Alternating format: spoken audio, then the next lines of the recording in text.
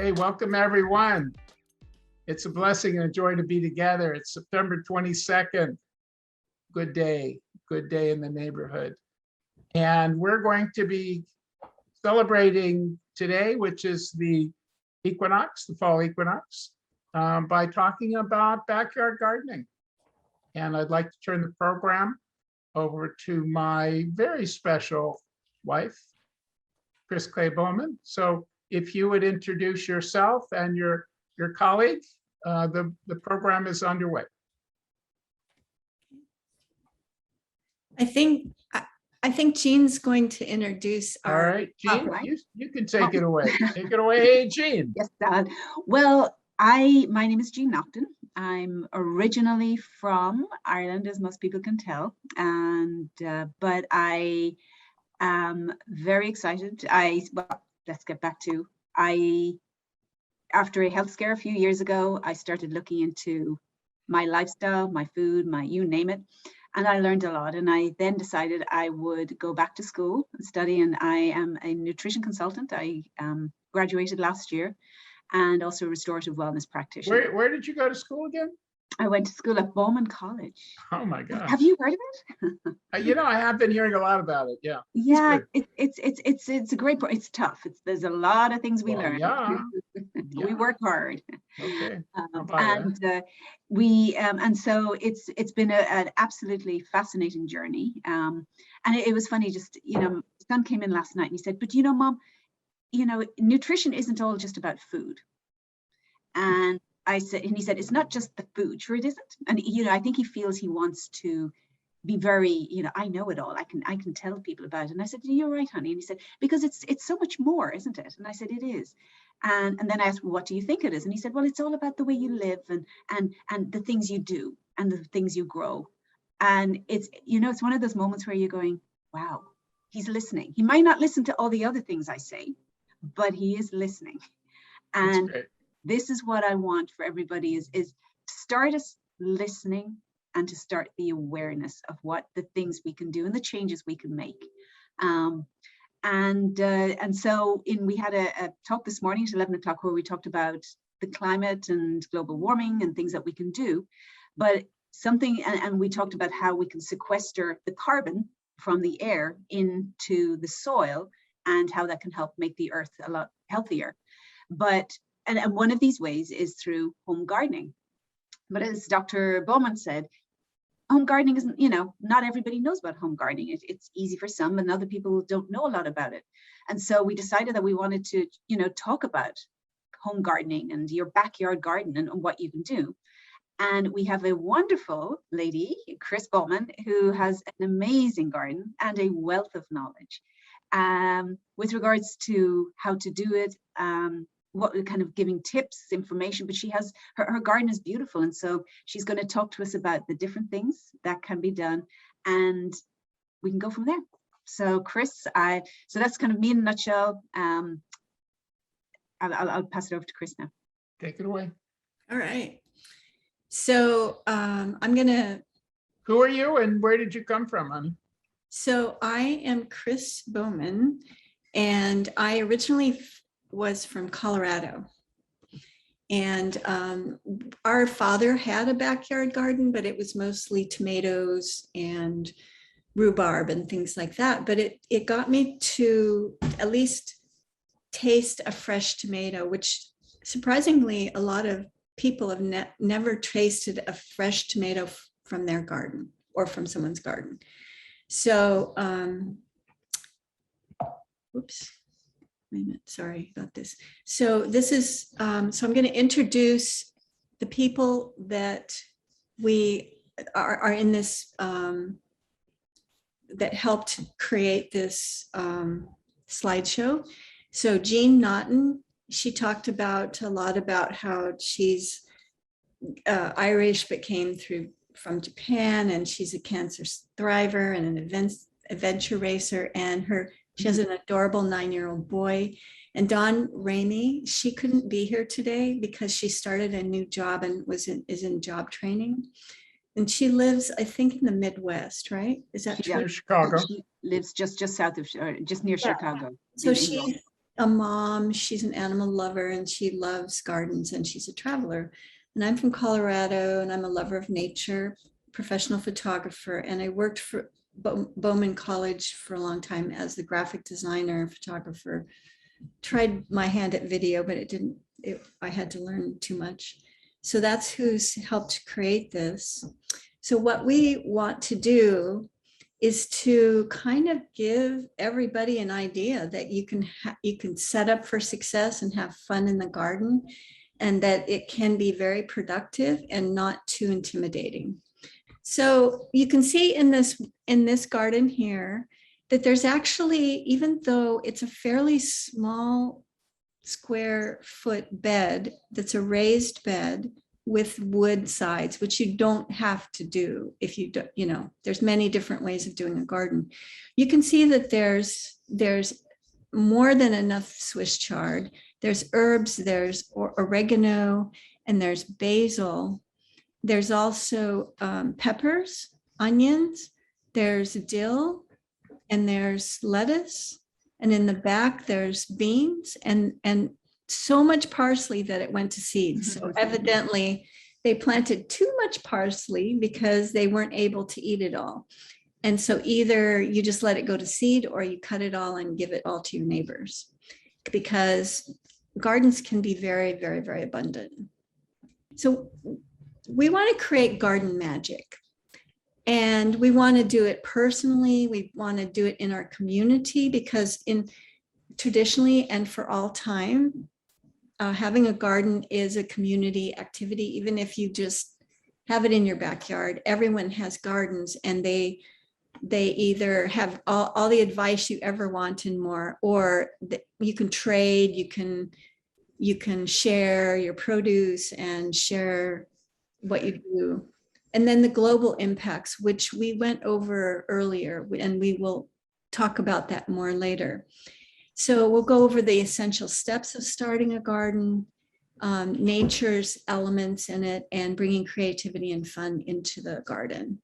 And this garden, the picture of this garden, this man has a 20 by, I'd say 10 foot or 15 foot front yard that he has filled to the max and is full of food right now. Like he's just giving it away to everybody.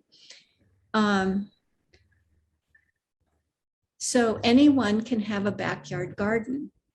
If you live in an apartment, if you have a balcony with sunshine, you can have it.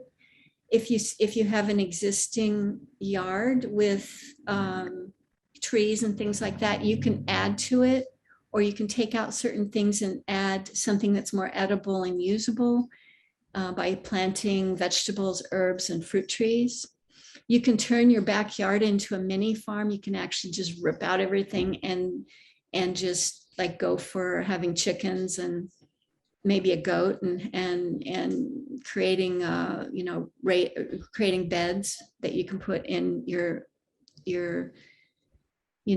back there and just make it a farm. Or you can do container and vertical gardening. And container and vertical gardening are very interesting. Now, this picture that I have over here, it doesn't look like much, right? There's some zucchinis in a bucket, and there's up here some tomatoes and that kind of thing. But she has a very productive garden. She lives in these apartments back here. She's a friend of, she lives in Alaska. She's a friend of Jessica's, and she got more tomatoes this year than anybody, because she actually got the heat from the concrete to ripen her tomatoes. Many people this summer in Anchorage didn't get any tomatoes, although they have a lot of blossoms and little ones on there, because it wasn't hot this summer. So the environment that you live in is going to really determine how your garden grows. And my sister Virginia lives in Tennessee. And so she has a very different climate than the climate that we have here in California. And her challenges and what she can grow and her challenges of what she can't grow are very different from California or New Orleans or Texas or Chicago.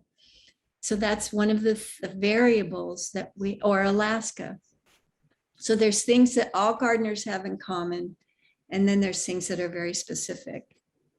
So the gifts of gardening, it's personal benefits. It feeds your mind, your soul, your stomach. And that could be just one thyme plant that you have next to your kitchen that you grow, or it can be a huge range of different kinds of plants. If you can put fresh thyme into your cooking, that's going to make a difference. You create healthy living because you're interacting with the earth, you're learning how to grow things, you're getting outside of just the electronic world that we're living in. And then it has community benefits where there are local farmers that you can buy from. There are local farmers that you can exchange knowledge with. And there's local farmers that you can appreciate because you go out and you do that work. And then you realize, wow, this is what it takes to grow a tomato, right? And you can grow things in a non-toxic, natural way with different growing methods and stuff that will make your life healthier and will benefit the community because it's not killing bees, it's not killing you. And you can share with your neighbors, and that's always fun. And then you can reduce your carbon footprint, which is Jean and Arema was talking about earlier, which is, you know, the trucking, long distances of our food being trucked with the nutritional value of it going down, and also you know, using a lot of gas to, you know, transport things. But above and beyond that, the main point that they had in their talk about, you know, global warming and all that is reducing the carbon footprint is in changing the agricultural practices to be more, to have more regenerative kinds of things. And that can be done, and it's actually grows just as much food doing it another way, and it actually looks at carbon in a positive light, which is that we need the carbon in our soils to make healthy soils. So then, okay, so getting started, the first thing that you should do is think about where you want your garden. What kind of seasons do you have? Do you have hot versus cold? You know, you're not going to grow mangoes in Minnesota because first of all, the mangoes will freeze. And you're not going to grow apples in Florida because it's way too hot. So you have to take into consideration if you have a spring, summer, winter, or fall and winter, or a more mild climate where it's not very variable. Or like in the case of my sister Virginia, she has certain, you know, Tennessee has the Gulf influence, it has the Atlantic influence, and it has the northern influence all coming down into Tennessee, and it creates almost like a mini rainforest, or it's sort of like it's got a lot of abundance of different plants and animals and trees. And that's both a blessing, but it's a challenge for a gardener because you have really hot summers, you have lots of rain, you have lots of bugs and that kind of thing. So that's different than here in the West where it's dry and it doesn't rain for 6 months. So, you know, and you can learn what grows in your area. Like I said, the different places that I talked about will have different things that grow well in their area, and then other things won't. You know, you won't see lettuce growing well in Florida. My friend out at the coast, she just can never get her tomatoes to grow. So you can get information from master gardeners, and then you can pick your garden location. How far away is it from your home? If it's in the backyard, sometimes it's in the front yard. How big do you want it to be? How many hours of sun? You need at least 6 hours of sun. You need water accessibility, and you need to decide whether you want to fill up your entire area or whether you want to have vertical gardening. So those are the things that you decide. Are there any questions or anything so far? I think, Chris, this is such an important thing, is that every area is unique, and that even say here on the West Coast, we even have different type of microclimates, so that you need to get an understanding of what will grow. And sometimes it can be trial and error. I know with us, when we started, this is before we actually started planting vegetables, but even planting plants, we put in all native plants, but the gophers just came and ate every single plant. And so whenever I went to a gardener and I told them, you know, what I wanted to plant, they would tell me other things. And I'm like, no, I can't do those. So you have your own environment, and sometimes it's trial and error. You know, sometimes it's, everybody else, you know, 20 miles away can grow this, but I guess I can't, or I need to find a way to work with my gophers and find some plants that they just don't like quite as much. So or have gopher cages, right, where you plant in the gopher cages, and then the gophers can't get to it, right, and see, you know, so and that's a valuable thing to know, is whether right. you have. And so these master gardeners are fabulous, because they're people that just love gardening. They're trained to be about gardening, and you can ask them anything. And so they're a great resource. And at the end of this, I will, you know, I have their contact information. Okay, Chris, so you want, Chris, yeah. Actually, I'm just going to ask, I see that a question was asked from Karen. What's the up, down, around method? So say you have strawberries. When you plant strawberries in the ground, everything wants to eat the strawberries. So oftentimes you'll see commercially, they'll take plastic and which is really not good for the environment. They'll take plastic, they'll lay it down, and then they'll plant the strawberries in the middle. Well, why do they do that? Part of it is to reduce the amount of water they have to put on the plant. But the other part is to keep pill bugs and pincher bugs and everything else that loves to eat strawberries from eating them. And so that's one method that they use. But you can take strawberries, you can build something that's like a wall. It's a wall basically with holes in it. And I'll show you one later on. You plant the strawberries, you know, it's got about this much soil in between the front and the back. And then you plant the strawberries, you water it, and then the strawberries grow out. You can also do it with lettuce and things like that.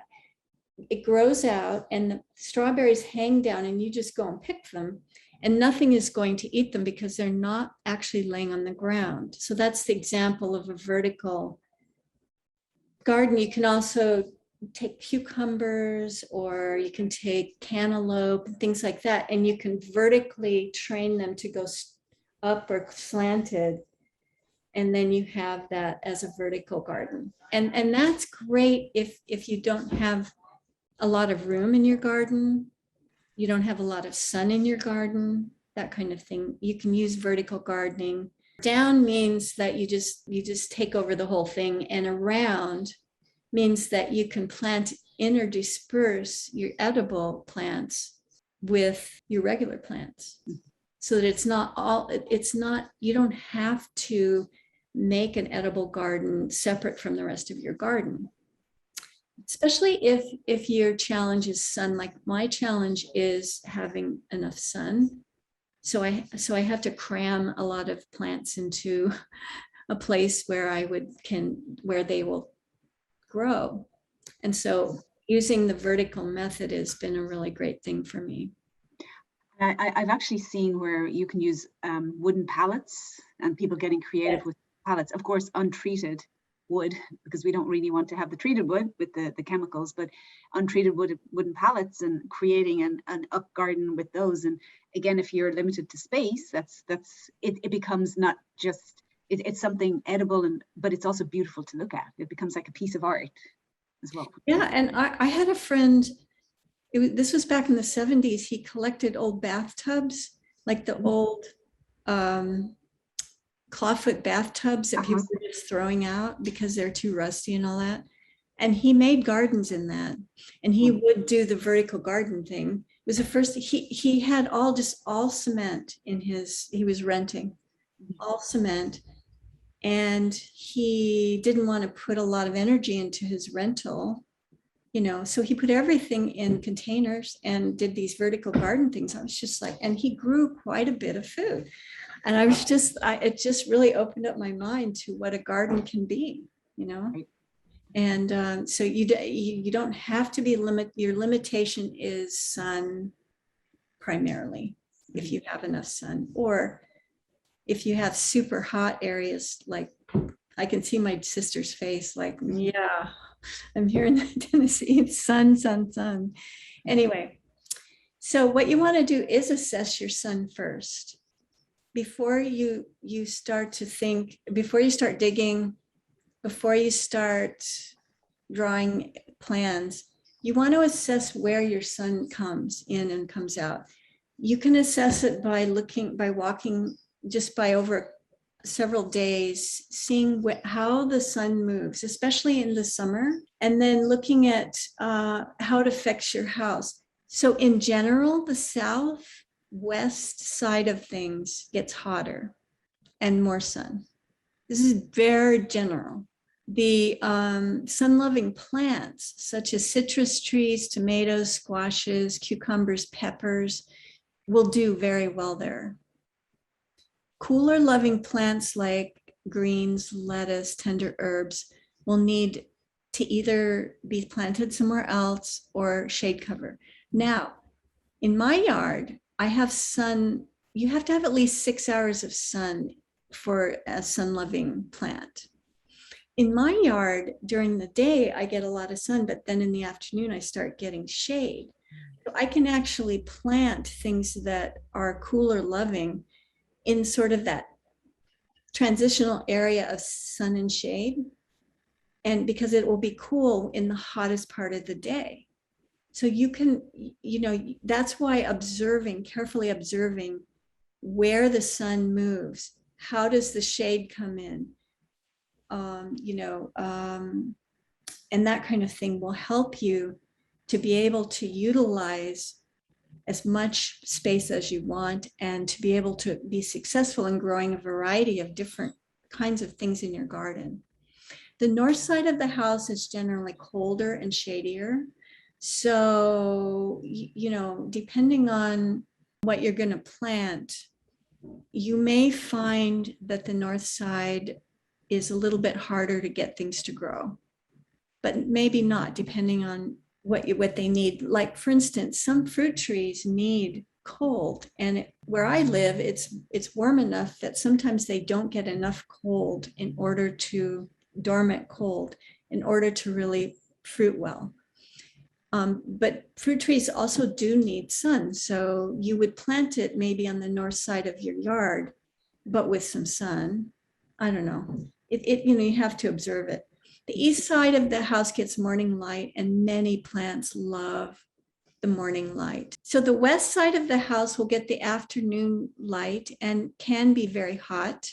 So anyway, observing that will help you to visualize where to put your plants. But sometimes intellectually you're thinking, well, I can never plant a tomato here. But maybe you end up planting the tomato and it does well, even though it gets some shade. So these are not hard and fast things, but this is just a general overall. What you want to do is tune in. Where is the sun? The next thing you want to assess is your location. Like, okay, so where is the sun? Do you have gophers? Or do you have rabbits? Or do you have hungry deer? Do you have to raise up your bed? Do you have to build, like you can see here, that it's got a wood bed, so they've actually built a frame and put mesh underneath it so the gophers can't get in. And then also they had these piping, so in the winter it's like a little greenhouse. So they actually planned this to be like a little mini greenhouse. But you don't have to do that because that's a lot of work. You can build your soil up so it's piled up high. So it's very loose and wonderful. And you just pile it high and you can shape it any way you want. You can make it a curve. You can make a big circle with it. You can design a garden that really meets your needs. And like, do you want contours and paths through this garden? It doesn't have to be straight rows.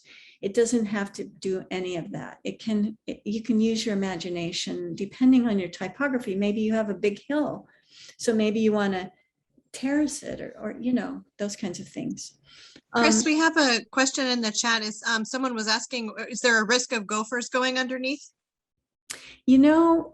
Sometimes they figure out, sometimes it rusts over time and then they do get in. The other thing is that if you just build a little small thing like this, I discovered the hard way, was, if you just have a little, maybe like one board like that, right? They'll just crawl over it. You know what I mean? Like this board, this has at least it's at least 3 feet high, 2.5 feet tall. So the gophers can't crawl into it. But if you've got a little dinky 6 inches that you put around and then you put the mesh underneath to keep them out, well, they'll just crawl over because they're smart and they're voracious, they're smart. So yeah, sometimes they can get through the mesh, sometimes it rusts or the mesh gets weak and then they figure out like how to get into it. That's years down the road or a couple of years down the road. So you can have a lot of fun with the design, but you do have to make sure you have access to water. So you don't want to build your garden and then realize that the spigot is all the way over on the other side of the house and that now you have to get a plumber in and you have to plumb it and it's going to cost $1,000 to plumb for the water. You don't want to do that. We do also have a question. Any suggestions for cool San Francisco weather? Okay. So San Francisco has its own unique conditions, which is a lot of times, especially in the summer, the fog gets pulled in to San Francisco. So it actually becomes very cold. So Mark Twain actually said the coldest winter he ever spent was a summer in San Francisco. and he did actually live in San Francisco. So he's not just, so that coolness makes it really hard to grow things that love heat, tomatoes, peppers, and all of that. However, you can grow lettuce all year round. You can grow greens. You can grow a lot of things. And they do have some varieties of things, tomatoes and things like that, that actually grow in cooler, wetter climates. And there's some from Washington State that have been developed that you can get the seeds to. But yeah, you have to, it's a little frustrating gardening in San Francisco, yes. Someone also mentioned that just statewide in the state of California that there's a water shortage, as we know, and yes. Would that have any sort of impediment on a backyard garden for those of us in California? Yeah, I didn't plant a garden this year. I didn't plant a vegetable garden this year, but all my fruit trees have been growing for so long that they are drought tolerant. But yeah, I mean, and I don't know what's going to happen. Our laguna is almost gone. The Russian River is way low, I've never seen it so low. It's scary. It's scary to think that our aquifer is going to be gone, But however, there's a lot of things you can do for when you garden to preserve water, to save water. So mulching is a very, very effective. Even like some people dry farm tomatoes. And so the tomatoes are smaller, but what they do is in the spring, they give them, there's a lot of rain and then they give them water to a certain point until they start growing really well. And then they cut back on the water. And they only do it like once a week and then every other week. And what that does is it accustoms the tomatoes to the drier conditions, and the tomatoes will produce the fruit, but it's smaller, but it's more tasty. it's tastier.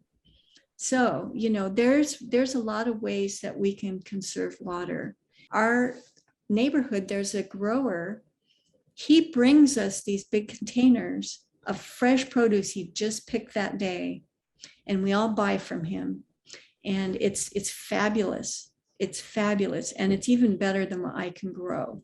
And so I'm happy. I'm not disappointed, although it's hard because I love running out and picking my tomatoes for my salad, or picking my cucumbers. But hopefully it's temporary and not permanent. I was just going to add in with regards to, and it kind of leads on from our conversation earlier from a previous talk, where the more carbon we have in the soil, the better the soil is able to hold on to whatever minuscule amounts of water we are getting. And so having good soil is, it's not going to bring the rain necessarily, but it's going to take whatever moisture it can get and hold on to it. And it can help then the plants that are growing and give them a certain amount. So making sure that we've got good soil is a huge part of this conversation as well. And that's where mulch comes in. Right. Because mulch, when you mulch things, and especially if there's water underneath, the soil naturally starts breaking down the mulch. And when you get that, you get humic acid, you get the mycorrhizomes of the mushrooms, of the different insects and complements of the microbiome of the garden. Mm-hmm. Increases exponentially when you put the mulch on. So make sure you put organic mulch, because you don't want pesticides in your garden, because they don't go away, but or they get broken down, but over time. But you can really increase the health of your soil just by using mulch. Sometimes it's ugly though. That's the only problem. You want a beautiful garden.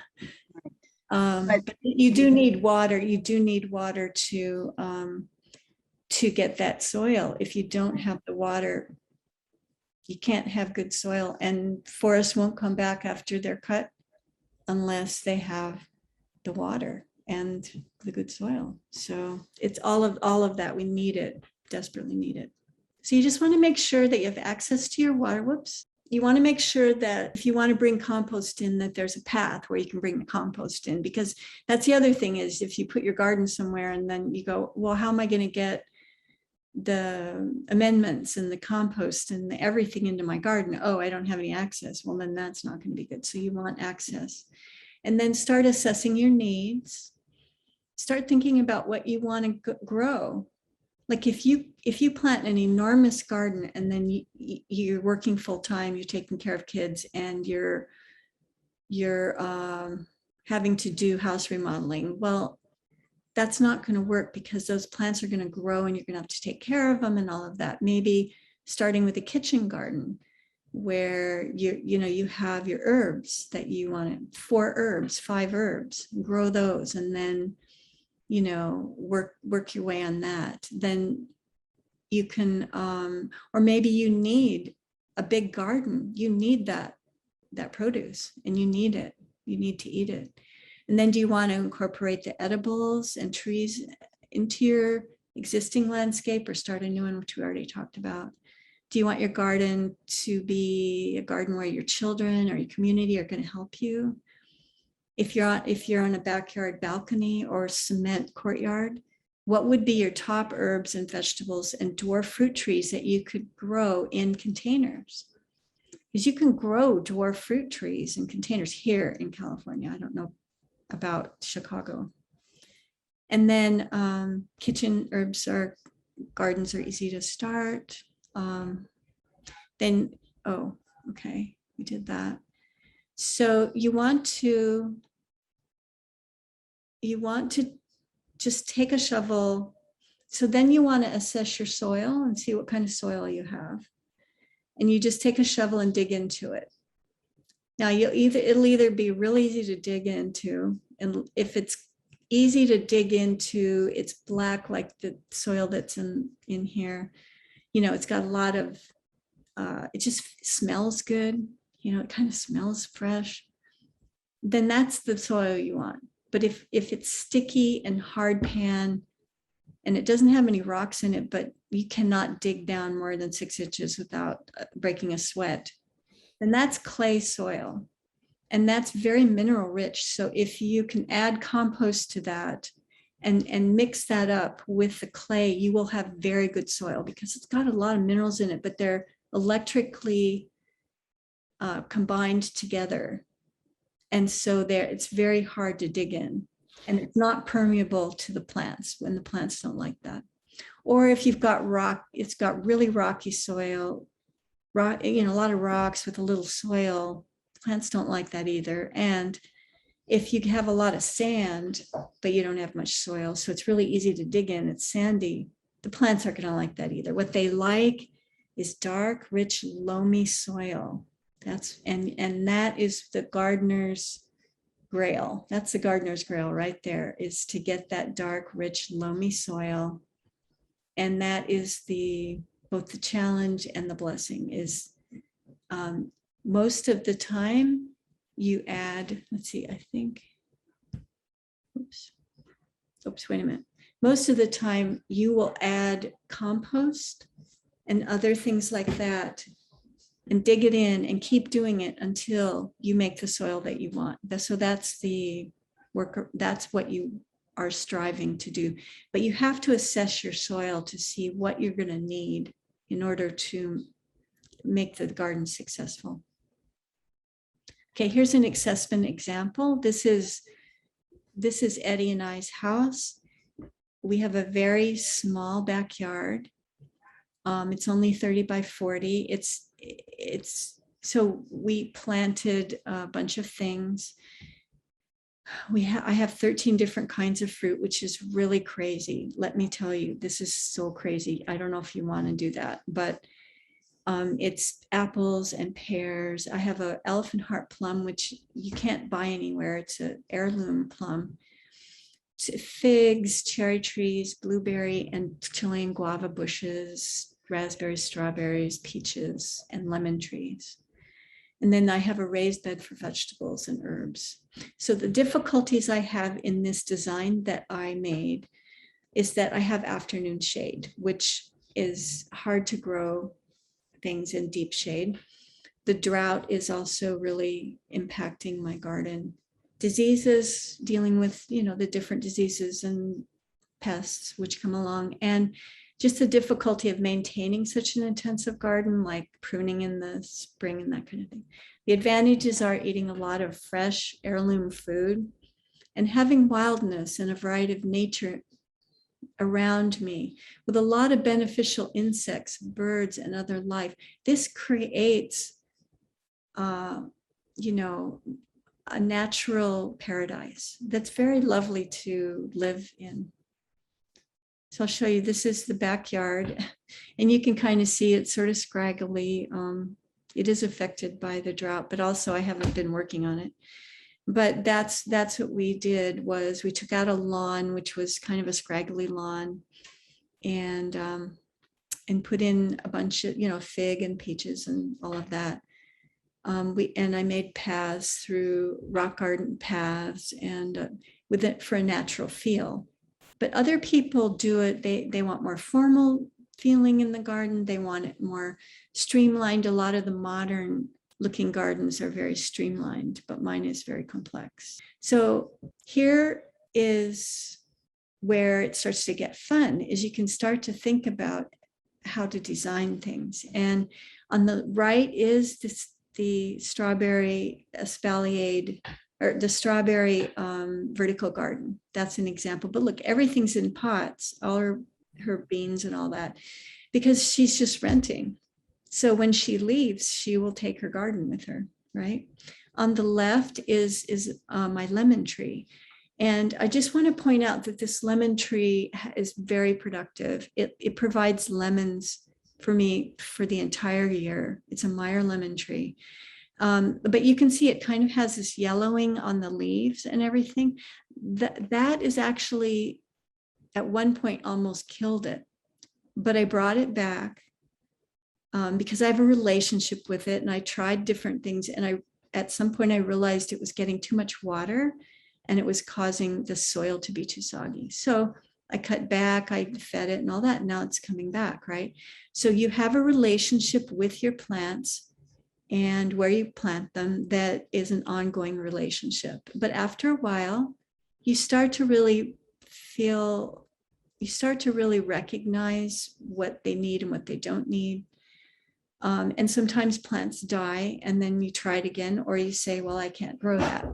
And that's every gardener. So I just want you to know that's normal. So you can have a lot of fun designing things. You can use espaliered fruit trees, at least here, to create fences. You can have an herb garden outside your kitchen door. You can plant a circular meditation garden. You can have a pizza garden. So there's lots of fun things to do. Any comments or anything? My comment was, what about pH testing and minerals? Because certain plants grow better in alkaline, certain in acid, Yes. certain in neutral, and even in a garden plot, I think pH could shift depending on how you kind of feed your soil. Yes, the soil is really key, and it's not across the board that you give the same soil to everything. For instance, tomatoes, lettuce, cucumbers, they all love a lot of manure and they love a really rich soil, but there are other things. So if you're planting, for instance, blueberry bushes, they don't like that kind of soil. They like a really lower pH soil.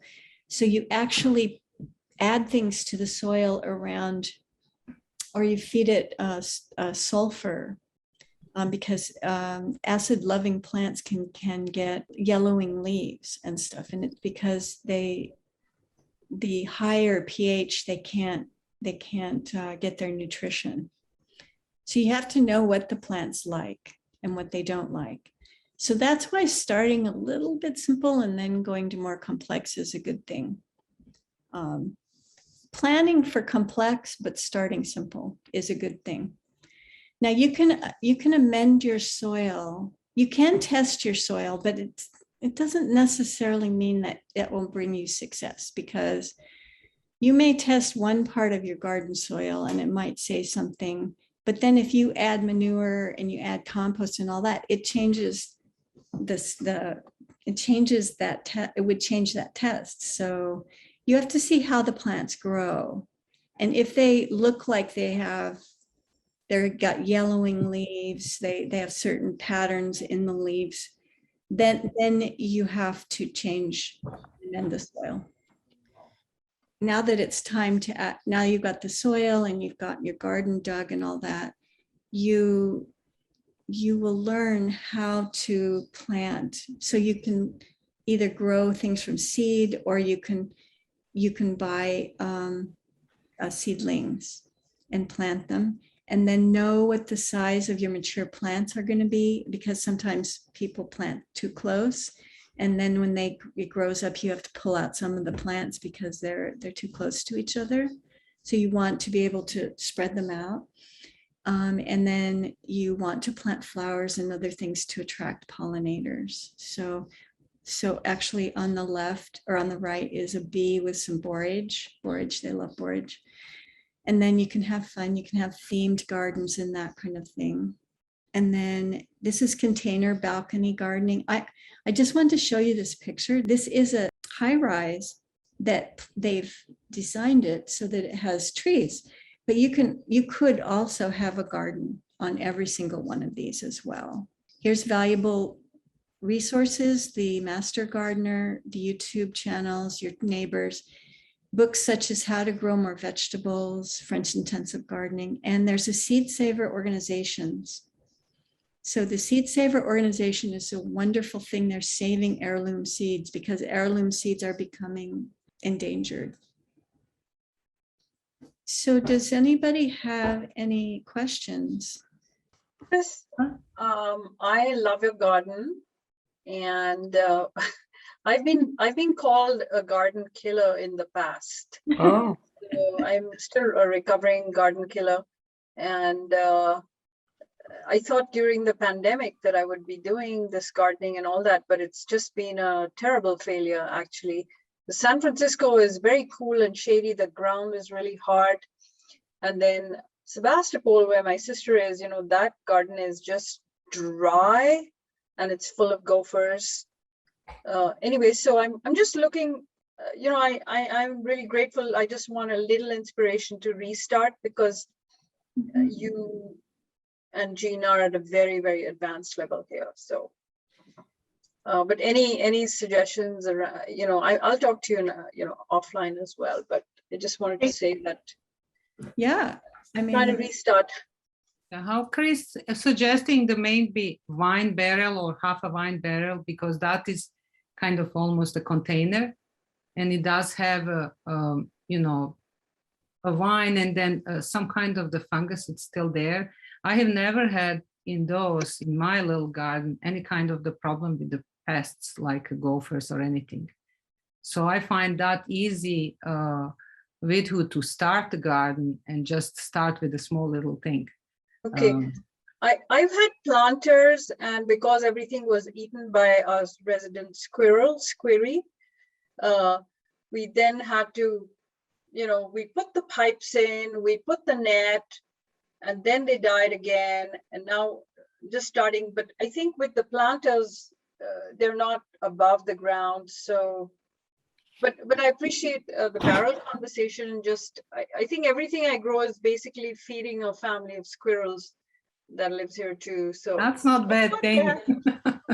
no, I actually don't like using containers. Isn't that terrible? But I mean, some things I've grown like rosemary, but I find that like my lemon trees and all that, I tried growing fruit trees in wine barrels, but they didn't like it.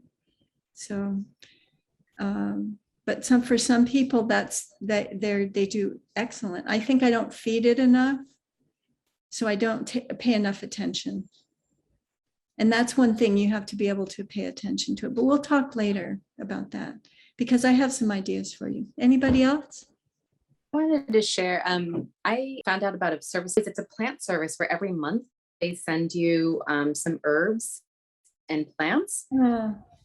And then they have a lot of videos on their website that support how to garden and problems that especially the area that we might get. So, I'll try to, it's Planted Places, and I can try to drop the link in that. Yeah, so I'm a lazy gardener. So have you ever seen anybody just like go out like on their lawn or just in their ground and just start planting stuff and just not even care about digging it up or the soil or anything? Yes. Does that do anything? Yes. So we had a friend named Dan. I can't remember. It was Dan the man. I can't remember his last name. He was the laziest in almost every way person. Like he just, whatever, you know, he could do to make it simple. So he would just take his compost, which included like his tomato seeds. So he'd eat a tomato, but he'd leave some of the seeds in it, or, you know, his cucumber or whatever. And he'd just throw it out in his garden area. He just like throw it out. Then right before winter, he would put a big thing of hot manure on it, or manure, you know, and he'd leave it. And what would happen is the manure would age, and then the seeds would come up in the spring and they'd have some good nutrition. He never dug anything. He never did anything. And they'd come up, and because they came up on their own, they were actually stronger and healthier than the ones that we baby and plant and, you know, and this and that. And he would eat out of his garden. And he was, you know, no big deal. And there's some people that just go and get straw bales. They put a little soil in it, but not much. They plant the plants, they make sure that they're watered, and that's it. And that's all they do. So you can put a lot of work and energy into it, or you can just throw your seeds out, put some manure on it. If you understand how plants grow, then you can do it. Yeah, be lazy.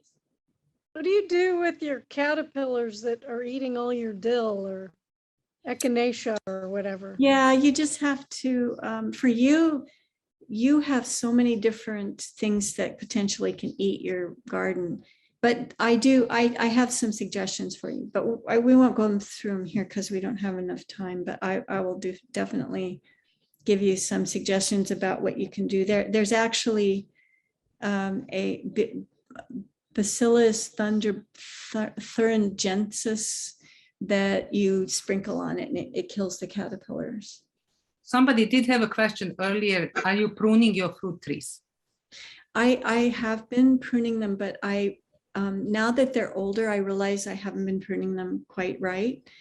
There's very specific ways of pruning. And so I've learned a lot. And if I ever have new fruit trees again, I will know how to prune them. It is very important because otherwise, if you don't prune, if they get fruit heavy, the branches break. Or you get lots of tiny little fruit and not big fruit, or you get diseases that crop up. So it is an important area, but that's like a whole area too, the pruning the fruit trees. But it's fun. I mean, it's all really cool and fun because it's your trees and you get to benefit, you get to harvest the benefit of them, and it's a wonderful thing. Yeah, Eddie. So I want to say a couple of things. Thank you, Chris and Jean and group, for coming. And I think there's 3 levels to this. One is just being outdoors and being with plants. So whether it's your plants, my plants, or nature. And the thing that's tough is you go to a park and you go to a lot of places and it's all Roundup. There's a lot of poison that's sprayed on public lands and private lands. And so the thing we didn't really talk about is sort of the natural way of building soil and growing plants. And, we're natural people here. Other people go, well, I use all kinds of things to get rid of caterpillars and to get rid of, predators and so forth. But I think, creating a natural habitat is something we all need as human beings. And sometimes we can't go to the beach or we can't go to the garden, so just a natural habitat, a plant-rich habitat is something we want to aspire to, all of us. And then sometimes it's indoor plants, and sometimes it's greenhouse plants, and sometimes it's, just somewhere. But the more plants that we have on the planet, the better. Paved Paradise put up a parking lot, that was written in the 70s. That was 50 years ago. And that's what we're up against is all of our natural resources have been chopped down. Not all, but like way too many have been degraded. So to keep up with our theme of regenerative agriculture and good stewardship and being proactive in what we're doing is starting to grow some things and then inviting friends over who know more about growing things.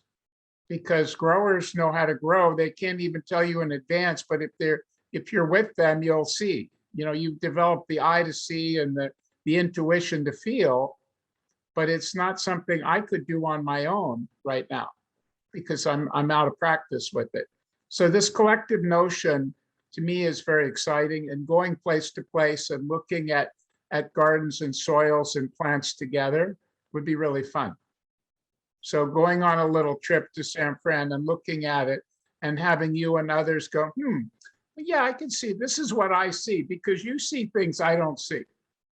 And I read books and I get data from books, but you get data from plants. You get data from experience. You have that natural gift, and others do too.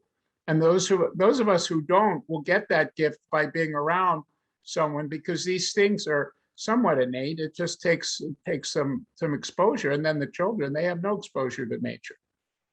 So kids being exposed to growing things is also something that we want to aspire to. But, I appreciate you stepping in and guiding us on this. And then for sure, we'll have quite a bit more as we go, because this is so exciting. It's just to, learn about growing our own food and growing our medicines and plants and making remedies and old school, the old school kind of stuff. So we're not just buying stuff all the time, because this is a consumer culture and you just buy stuff. You don't make stuff, you buy stuff. But there's something that's lacking.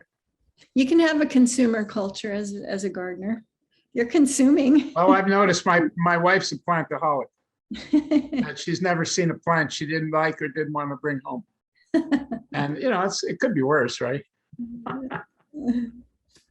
But I appreciate all the plants. We have 56 houseplants. Chris went to Alaska, and there I am, like with the watering can going, I can't believe how many houseplants there are. There's 56 houseplants in our house.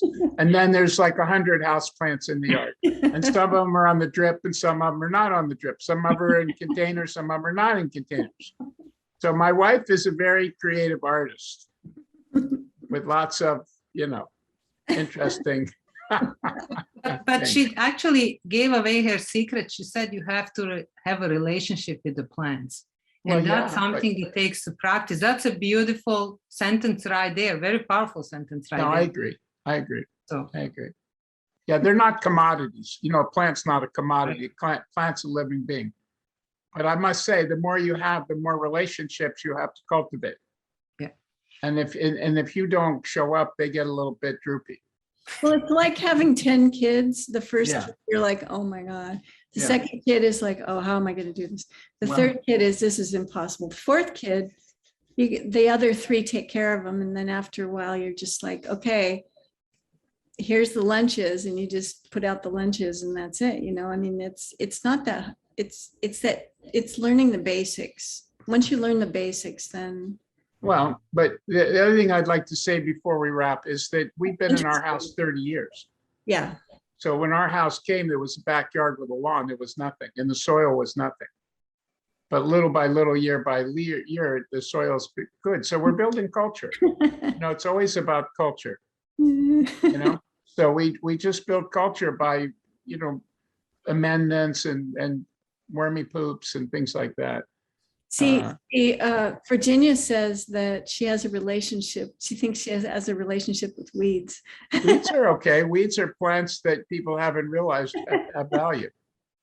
A weed is not, we don't want to be, biased or. Hey, some of my best friends are weeds, so. Yeah, we're all weeds on this call. Yeah, I could see some wild, crazy Wow. weeds here, relative to wanted kind to- of the normal, growth pattern. Go ahead.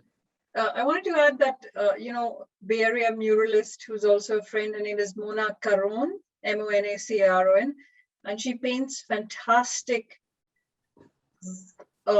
weeds, native weeds that are medicinal on buildings in urban settings to remind people that to have these weeds towering over us instead of the concrete. And her work is just so inspiring. So maybe we'll wrap it up. I want to thank Chris and Jean and our friends, all our wild, crazy weeds who showed up today. And, we'll keep in touch and we'll have more of these because it's a good thing. It's really great. There were a lot of things that were. Well, but even if you covered them, we can't absorb them so No. much anyway. I know. But we're starting to lay a foundation. We're doing restorative, work.